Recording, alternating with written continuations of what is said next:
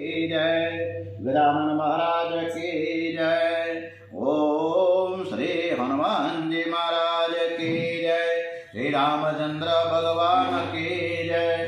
ओम श्री गायत्री मात की जय, श्री सोमनाथ महादेव की जय, श्री कृष्ण कन्हैया लाल की जय, श्री बालकृष्ण लाल की जय, श्री द्वारिकाधीश की जय, डोंगरे जी महाराज की जय, श्री सुखदेव जी महाराज की जय, श्री भारत माता की जय। वंदे वेद मातरम, वंदे वेद मातरम।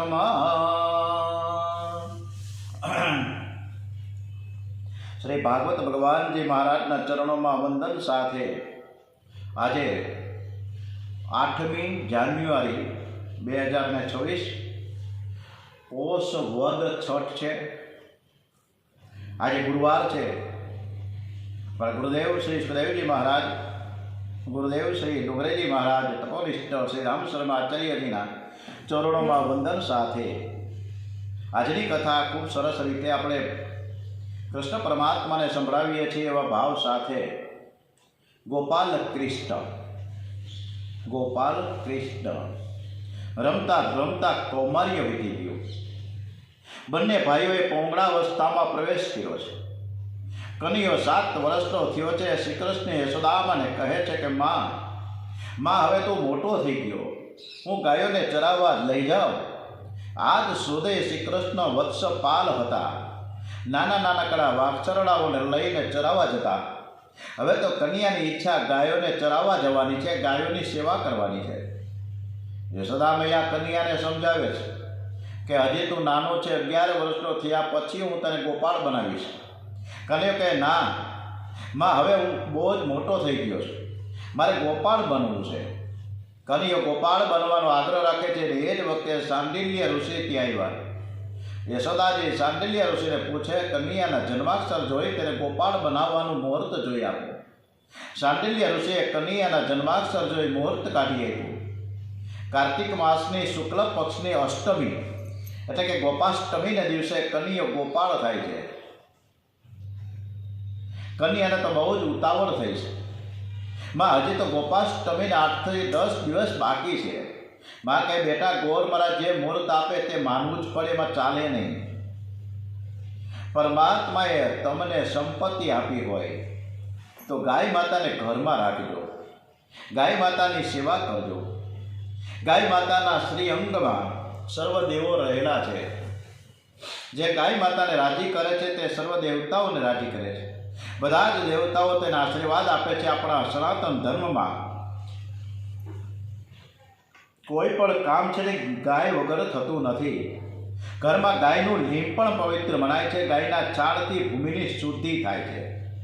જ્યારે આજકાલ તો લોકોને પથરા, હવે તો આપણે સરસ મજાની સિરામિક ટાઇલ્સ આવી ગઈ એટલે ક્યાંય આપણે છાણથી લીપતા જ નથી, એ બધું ગયું।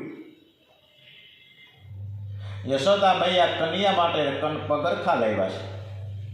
મારો કનૈયો અતિ કોમળ છે, પરંતુ કનૈયોએ પગરખા પહેરવાની ના પાડી છે।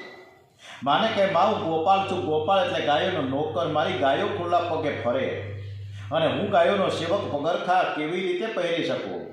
મારે પગમાં પગરખા બૂટ પહેરવા નથી।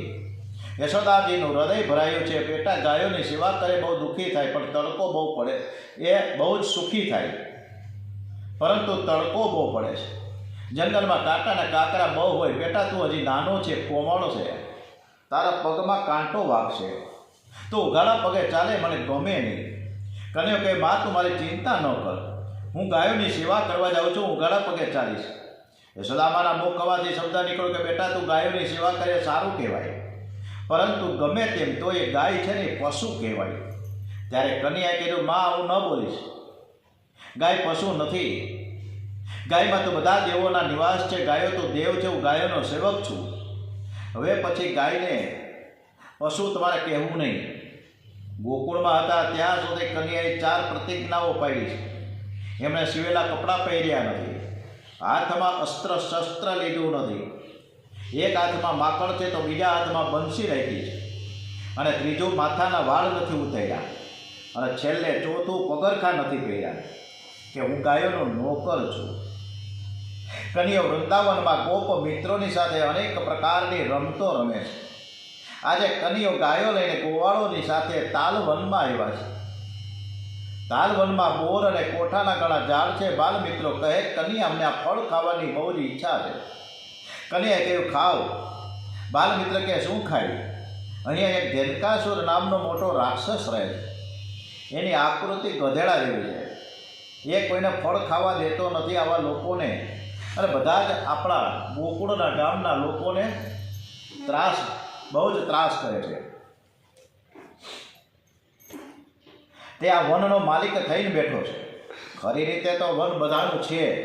સમાજની સંપત્તિ જે વહિયા કરી જાય એ ગધેડો બને છે. ખાવાની ચીજ સડી જાય પણ કોઈને આપે નહીં, એ ધેનકાસુર છે.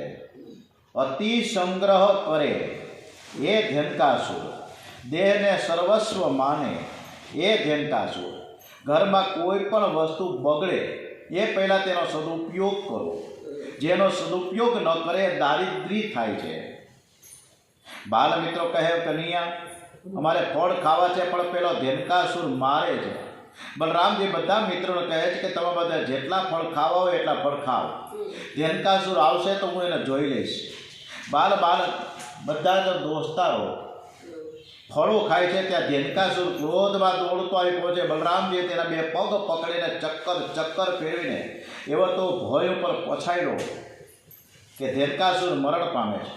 બધા જ બાળકો બોલીએ શ્રી બલરામજી મહારાજ કી જય જય જયકાર કર્યો છે. બોલીએ શ્રી કૃષ્ણ કરિયાલાલ કી જય. કનૈયો અને બલરામજી બાલ મિત્રોની સાથે સાયંકાળે ઘરે આવ્યા. કનૈયો વિચાર કરે કે આવતીકાલે મારે કાલિય નાગની ખબર લેવી છે. મોટા ભાઈ બલરામજી શેષ નાગનું સ્વરૂપ છે. કાલિય નાગના જાતભાઈ થાય છે. હું કાલિય નાગને સજા કરવા જાઉં અને મોટા ભાઈ તેનું ઉપરાણું લે તો શું થાય? કનૈયાને એવી ઈચ્છા છે કે આવતીકાલે મોટા ભાઈ સાથે ન આવે તો સારું. આના માટે કંઈક રસ્તો કાઢવો પડશે. ભોજન થયું છે. કનૈયો અને બલરામજી પથારીમાં સૂતા છે. બાજુમાં યશોદાજી બેઠા છે. એ સમયે કનૈયાએ યુક્તિ કરી. કનૈયો મનમાં ને મનમાં હસે છે. યશોદાજી કહે, કનૈયા તું કેમ એકલો હસસ? ત્યારે કનૈયાએ કહ્યું કે માં, આજે તો મોટા ભાઈ એક ગધેડાને મારીને આવ્યા છે. બલરામજીના કહ્યું નહીં. એમણે કહ્યું કે માં, એ ગધેડો નહોતો, એ મોટો બધો રાક્ષસ હતો. મેં રાક્ષસને મારીને બધા જ ગોપો મિત્રોને ફળ ખવડાવ્યા. કનૈયો કહે કે ના માં, એવું એ ગધેડું જ હતું. બલરામજીને ખોટું લાગ્યું. ત્યારે કનૈયાને કહ્યું, કનૈયા હવે તારી ને મારી કટ્ટી થઈ ગઈ. આવતીકાલે હું તારી સાથે નહીં આવું. કનૈયાને તો જોઈતું જ હતું ને મળી ગયું.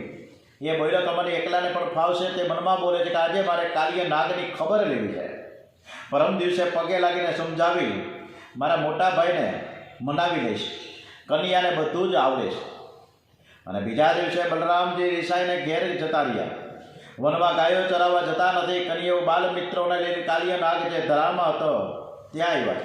બધા દડો લઈને હવે છે. કનૈયાએ શરત કરી કે જેના ત્યાં દડો ધરામાં પડે એ જઈને દડો લઈને આવે.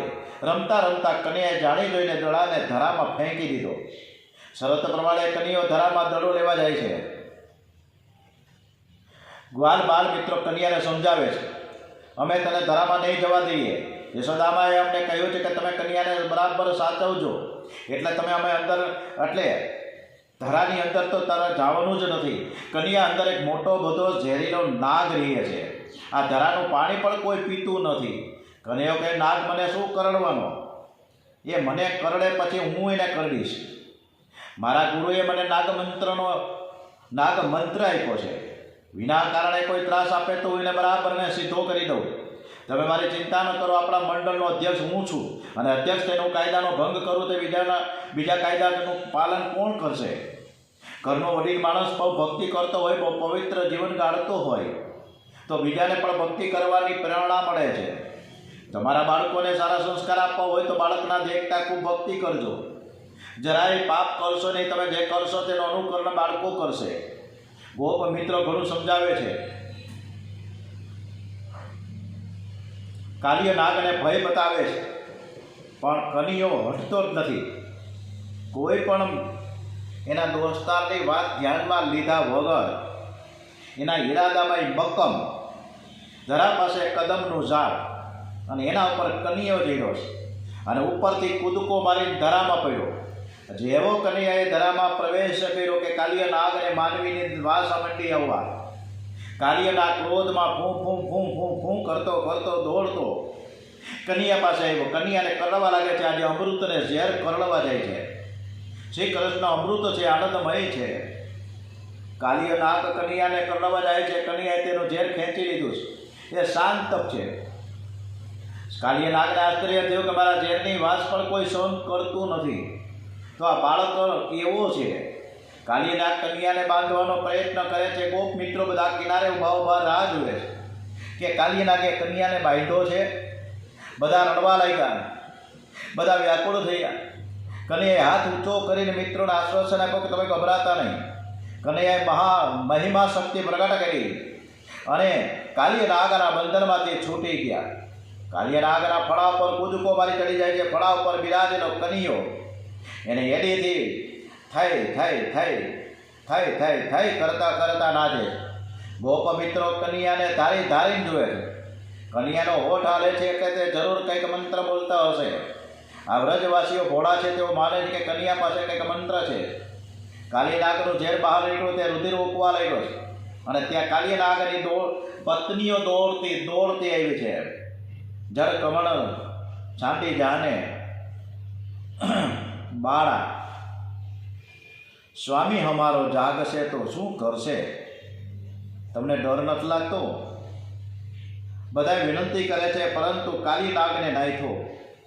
બધી જ પત્નીઓએ ભગવાનને વંદન કર્યું છે, પ્રભુને માફી માંગી છે અને સ્તુતિ કરે છે કે નમઃ કૃષ્ણાય રામાય વસુદેવ સુતાય ચ પ્રદ્યુનાન અનિરુદ્ધાય સાંત્વંતામ પતે નમો નમઃ. આપે જે મારા પતિને સદા કરી છે તે યોગ્ય છે, કારણ કે આપે કરેલી શિક્ષા પાપનો નાશ કરનારી છે. લોકો અમારા પતિને દુષ્ટ માને છે, પણ અમે તો અમારા પતિને શ્રેષ્ઠ માનીએ છીએ, કારણ કે દુષ્ટને સજા કરવા માટે જ તમારો તો અવતાર છે. તમારા ચરણ અમારા પતિના માથા પર આવ્યા છે. જરૂર તેમણે પૂર્વજન્મમાં કંઈક પુણ્ય કર્યું હશે. જ્યાં માથે પરમાત્માના ચરણ આવે દુષ્ટ નથી, એ તો શ્રેષ્ઠ છે અને અમને સૌભાગ્યનું દાન તમે કરો. કાલિય નાગને થોડી ફણા છે, પણ માનવના મનમાં અનેક પ્રકારની ફણાઓ છે. એની કોઈ ગણતરી જ નથી. મનુષ્ય જે સંકલ્પ વિકલ્પ કરે છે તે બધી જ ફળા છે. પ્રભુને પ્રાર્થના કરો કે મારા મનને નાથો, તમે મારા મન ઉપર તમારા ચરણને પધરાવો. જેમ કાલિય નાગની ફળાઓમાં ઝેર છે, તેમ આપણી એક ઇન્દ્રિયમાં ઝેર ભરેલું છે. ઝેર તો ખાનારને એક જ વાર મારે છે, પણ વાસનાનું વિષ મનમાં રહી જાય ને તો બીજા જન્મમાં પણ મારવા આવે છે. ઇન્દ્રિયમાં વાસના રૂપી ઝેર હશે ત્યાં સુધી ભક્તિ થતી નથી. ઇન્દ્રિયોને મારશો નહીં, તેનું ઝેર સત્સંગથી ઓછું કરો. સતત ભક્તિ કરો, પરમાત્માની સાથે પ્રેમ કરો. ઇન્દ્રિયમાં રહેલું વાસનાનું વિષ ધીરે ધીરે બહાર કાઢો. કાલિય નાગ એ ઇન્દ્રિયાધ્યાસ છે, યમુનાજી ભક્તિ છે અને આ ભક્તિમાં વિલાસતા આવે તો ભક્તિનો નાશ થાય છે. જેની ઇન્દ્રિયોમાં વાસનાનું વિષ હોય એ સેવા ભક્તિનું બહાનું કાઢી સુખ ભોગવે છે. સેવા અને સ્વાર્થ એ વિરોધી શબ્દો છે. સેવા તે કરી શકે જેણે સ્વાર્થનો ભોગ આપ્યો છે. લોકો મારા માટે સારું બોલે એવી જેની ઈચ્છા છે, તેનું મન અશાંત રહે છે. તમારા મનને શાંત રાખવું હોય તો લોકો શું બોલે છે તે સાંભળતા નહીં. જો લોકો તમારા માટે સારું બોલે તો સાંભળશો તો અભિમાન વધી જશે. લોકો ખરાબ બોલે તે સાંભળશો તો તેમના પ્રત્યે વેર થશે. લોકો સારું બોલે તો લાભ નથી, તેમજ કોઈ ખરાબ બોલે તો જરાય નુકસાન નથી. જેના મનમાં કોઈ સ્વાર્થ છે, સેવા બહાનું કાઢીને પોતાનો સ્વાર્થ સિદ્ધ કરે છે. કેટલાક દેશ સેવાનું બહાનું કાઢી સુખ ભોગવે છે, મજા કરે છે, મોજ કરે છે. આ બધા જ કાલિય નાગ જેવા છે. કાલિય નાગનું વર્તન કરી કનૈયો બહાર આવ્યો છે. બધાએ ખૂબ જ આનંદ કર્યો છે. એ રાત તેમણે ત્યાંની યમુનાના કિનારે કાઢી. આ સંસાર રૂપી દાવાગ્નિ અનેક રીતે જીવને બાળવા આવે છે. દરિદ્રતા, સંતાનનો અભાવ, ઝઘડા, અનારોગ્ય વગેરે દાવાગ્નિ જ્યારે તમને બાળવા આવે ત્યારે આંખ બંધ કરો. જગતનો સંબંધ છોડી પરમાત્માની સાથે મનથી સંબંધ જોડો. સંસારના વિષયો પરથી આંખ હટાવી લો. પરમાત્માનું સ્મરણ અને કીર્તન કરો. પ્રતિકૂળ પરિસ્થિતિમાં લોકો હૈયું બાળે છે એ જ દાવાગ્નિ છે. દાવાગ્નિ બાળે ત્યારે પરમાત્મા જીવને આશ્વાસન આપે છે કે તું શા માટે ગભરાશ, હું તારી સાથે છું. સંસાર એ દાવાગ્નિ છે, એ ચારે બાજુથી જીવને બાળે છે. દુઃખનો પાર નથી, દરેકને દુઃખરૂપી અગ્નિ બાળે છે. ત્યારે ગોપ બાળકો અને વ્રજવાસીઓની જેમ આંખ બંધ રાખીને ભગવાનના નામનું ચિંતન કરવું. આ સંસારરૂપી દાવાગ્નિ બાળવા આવે છે ને ત્યારે આંખો બંધ રાખીને ભગવાનનું શ્રીમન નારાયણ નારાયણ નારાયણ શ્રીમન નારાયણ નારાયણ નારાયણ ભજમન નારાયણ નારાયણ નારાયણ ભજમન નારાયણ નારાયણ નારાયણ. શ્રી કૃષ્ણ ભગવાનનું ધ્યાન ધરો. ઈશ્વરના નામનો જપ કરતા તેમાં તન્મયતા થાય એટલે સંસારના દાવાગ્નિ દૂર થાય છે. શરદ ઋતુને કારણે જળાશયોના જળ નિર્મળ થયા છે. ખીલેલા કમળોની સુગંધી મગમગતો સુગંધિત પવન વાય છે.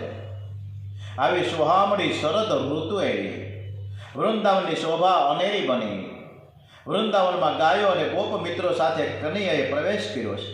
ગાયોને ચરવા છોડી દઈ કનૈયો વાંસળી વગાડે છે. ગોપીઓ વાંસળી સાંભળે છે.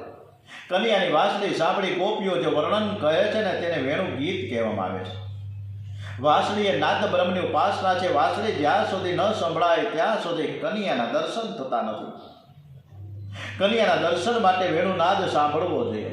વેણુનાદ એટલે નાદ બ્રહ્મ. નાદ બ્રહ્મ આગળ બીજા બધા આનંદ તુચ્છ છે. ગોપીઓ અંદર વાતો કરી દે છે. હે સખી, આંખોવાળા જીવનની અને આંખોની અમે એટલી સફળતા માનીએ છીએ કે જ્યારે શ્યામ સુંદર શ્રી કૃષ્ણ અને ગૌર સુંદર બલરામજી ગોપ મિત્રોની સાથે ગાયોને આંકી વનમાં લઈ જઈ રહ્યા હોય, અગર વ્રજમાંથી પાછા ફરી રહ્યા હોય ત્યારે પોતાના હોઠ ઉપર વાંસળી ધારણ કરી હોય ને પ્રેમ ભરી દ્રષ્ટિ તેમની સામે જોઈ રહ્યા હોય અને એ સમયે આપણે તેના મુખની માધુરીનું પાન કરતા હોઈએ.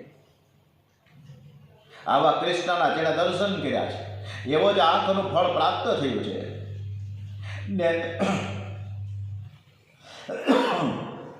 નેત્રોની સફળતા શ્રી કૃષ્ણના દર્શનથી તેમજ તમામ ઇન્દ્રિયો શ્રી કૃષ્ણના કામકાજમાં જોડાય ત્યારે દેહની સફળતા સમજવી. હે સખી, કનૈયો વાંસળી વગાડે છે તે તું સાંભળ. આ વાંસળી બહુ ભાગ્યશાળી છે. આખો દિવસ એના હાથમાં રહે છે. આખો દિવસ જે શ્રી કૃષ્ણને સ્પર્શ કરે એને કેવો આનંદ મળતો હશે. મેં સાંભળ્યું છે કે શ્રી કૃષ્ણ જમવા બેસે છે ને ત્યારે વાંસળી કેડમાં ખોસીને બેસે છે.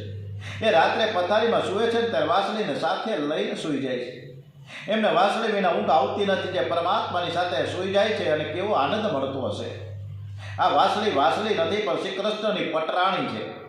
પ્રભુનો અધર ઓષ્ઠ એ વાંસળીનો તકિયો છે. હાથે ગાદી છે. નેત્રો એ દાસીઓ છે. પાંપડો એ પંખા છે. આ વાંસળી પરમાત્મા સાથે પરણી છે અને તેથી તેને પરમાત્માનો નિત્ય સંયોગ થયો છે. આ વાંસળી એવું તો શું પુણ્ય કર્યું હશે કે પરમાત્માએ તેને અપનાવી છે. આ જન્મે તે કૃષ્ણના અપરાધનું નિત્ય પાન કરે છે. વાંસળી બહુ ગમ ખાય છે તેથી તે પ્રભુને ગમે છે. જે બહુ ગમ ખાય તે પ્રભુને બહુ ગમે છે. ગમે તેટલા દુઃખનો પ્રસંગ આવે તો પણ તમે ધીરજ ગુમાવતા નહીં. ગમ ખાય તેનું શરીર નિરોગી રહે છે. ગમ ખાય તેનું મન પણ નિરોગી રહે છે. વાંસળી પેટમાં કંઈ રાખતી જ નથી. એ શ્રી કૃષ્ણની પ્રિય બની છે. તમે પણ તમારા હૃદયમાં વેરઝેરનો સંગ્રહ કરશો નહીં. તમારા માટે કોઈ ખરાબ શબ્દ બોલ્યો હોય તો તે ભૂલી જજો. મનમાં રાખશો નહીં. જેના મનમાં કર્કશવાળીનો કચરો છે તેમાં ભગવાન બિરાજે નહીં. જે વાંસળી જેવા બને છે તેને પ્રભુને ગમે છે. વાંસળી કહે હું એકલી કોઈ દિવસ બોલતી જ નથી. મારી ઈચ્છાથી કાંઈ બોલતી નથી. મારા ધણીને જે બોલવું હોય તે જ હું બોલું છું. મારા ધણીને જે સૂર કાઢવો હોય તે કાઢે. મારા પોતાના સૂર જેવું મેં કંઈ રાખ્યું જ નથી. ધણીના સૂરને મારા સૂર તરીકે હું પ્રગટ કરું છું. મારા પ્રભુની પ્રેરણા થાય ત્યારે જ હું બોલું છું. તમે જ્યારે બોલો ને ત્યારે પરમાત્માની ઈચ્છા અનુસાર બોલજો. પરમાત્માનું સ્મરણ કરતા કરતા બોલવાની ટેવ પાડો. મનુષ્ય જ્યારે એકલો બેસે છે ત્યારે મનથી વાતો કરે છે. લોકો તનને આરામ આપે છે, મનને આરામ આપતા નથી. કેટલાક જીભથી બોલતા નથી પણ મનથી વાતો કરે છે, એને મૌન કહેવાય. મન સંસારનું ચિંતન છોડે ત્યારે શક્તિ વધે છે. મનથી બોલે તેની શક્તિનો વિનાશ થાય છે. શક્તિનો સંગ્રહ કરો, તમે સુખી થશો. વાંસળી પોતાની ઈચ્છાથી બોલતી નથી, પ્રભુની પ્રેરણાથી બોલે છે.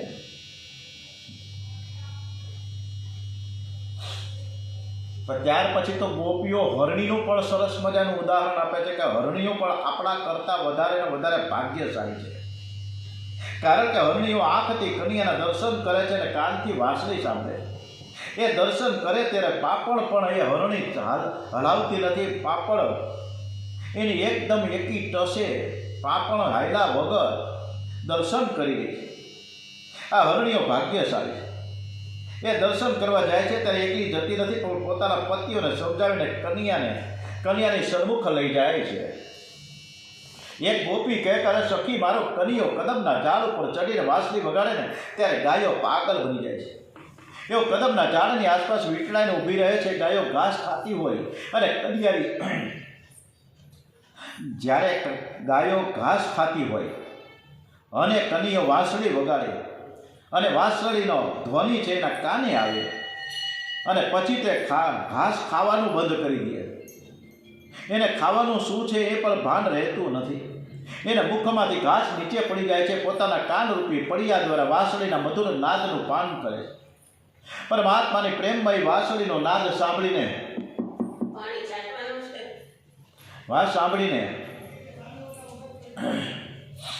પરમાત્માની પ્રેમમય વાંસળીનો નાદ સાંભળી ગાયો આનંદથી ભરપૂર થઈ આંખમાંથી પ્રેમાશ્રુ પાડે છે અને મોઢામાંથી ઘાસનો કોળીઓ ચાવવાનું ભૂલી જાય છે.